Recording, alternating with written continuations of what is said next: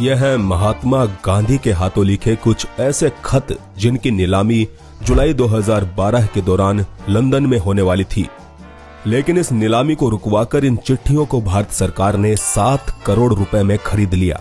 भारत की सरकार ने उन चिट्ठियों को खरीदे थे 7 करोड़ के आसपास की रकम देकर के, और फिर इन्हें ऐतिहासिक दस्तावेज संभालने वाले विभाग में महफूज रखवा दिया।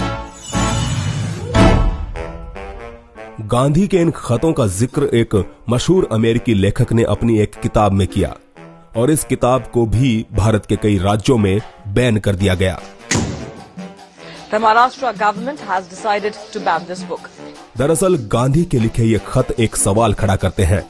सवाल कुछ ऐसा कि क्या अपने जीवन के एक दौर में किसी पुरुष के साथ महात्मा गांधी के शारीरिक संबंध थे।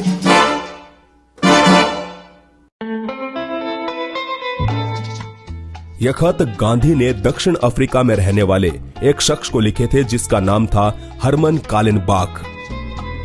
कालेनबाख एक आर्किटेक्ट और बॉडी बिल्डर होने के साथ साथ उस समय का एक धनवान व्यक्ति भी था।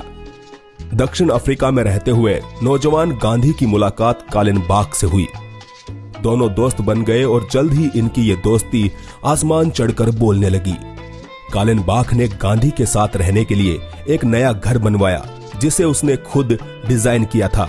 So Gandhi he stayed here for 2 years with his friend Herman Kallenbach, the architect who built this house for him. इन दोनों ने तकरीबन 2 साल तक का समय इस घर में एक साथ व्यतीत किया। कालेनबाख को गांधी इस कदर अच्छा लगने लगा कि उसने जोहान्सबर्ग के पास मौजूद अपना 1000 एकड़ खेत भी गांधी के नाम कर दिया। अब गांधीवादी लोग भले ही इसे महज दोस्ती का नाम दे, लेकिन खुद गांधी अपनी आत्मकथा में कालेनबाख को अपना सोलमेट यानी कि आत्मा का साथी बताते हैं। बहरहाल दोनों एक दूसरे से उस समय अलग हुए जब 1914 में गांधी और कालेनबाख एक साथ भारत आ रहे थे, लेकिन पहले विश्व युद्ध के चलते कालेनबाख को भारत आने की इजाजत नहीं मिली, जिसके बाद दोनों एक दूसरे को पत्र लिखा करते थे। और यही वो पत्र है जो कि गांधी के चरित्र पर आज सवालिया निशान खड़ा करते हैं। गांधी द्वारा लिखित इन प्रेम भरी चिट्ठियों का वर्णन लेखक जोसेफ लेलीवेल्ड ने अपनी इस किताब में बखूबी किया है, जिसके मुताबिक गांधी ने एक पत्र में लिखा कि तुमने मेरे शरीर पर पूरी तरह नियंत्रण कर लिया है और यह गुलामी मुझे हसीन लगती है। How completely you have taken possession of my body. This is slavery with a vengeance. दोनों इन पत्रों में वादा करते हैं कि वो एक दूसरे से इतना प्यार करेंगे जितना कि आज तक दुनिया वालों ने देखा तक ना हो। The two then pledged to each other more love and yet more love, such love as they hope the world has not yet seen. इसके अलावा गांधी एक खत में कालेनबाख को लिखते हैं कि मेरे बिस्तर के पास आज भी रुई और वैसलीन पड़ी है जो कि मुझे हमेशा तुम्हारी याद दिलाते हैं। Gandhi had cotton wool and Vaseline next to his bed, and also that it was a constant reminder of Kallenbach.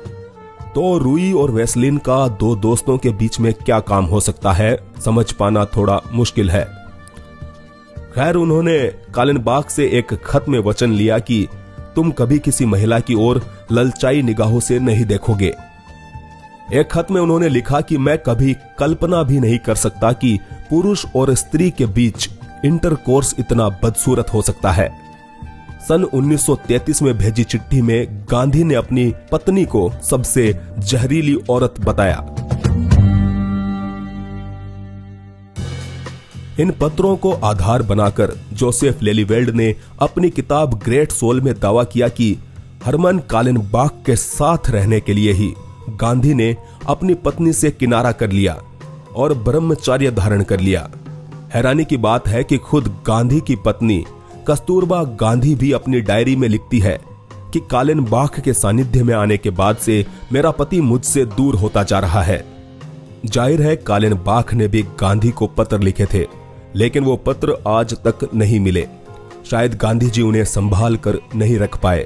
हालांकि कालेनबाख ने गांधी द्वारा लिखित ये चिट्ठियां संभाल कर रखी, जो कि उनकी मृत्यु के बाद उनकी एक रिश्तेदार को मिली और साल 2012 में लंदन में इनकी नीलामी होने वाली थी, लेकिन इस नीलामी को रुकवाकर उस समय की सरकार ने इन्हें 7 करोड़ रुपए में खरीद लिया।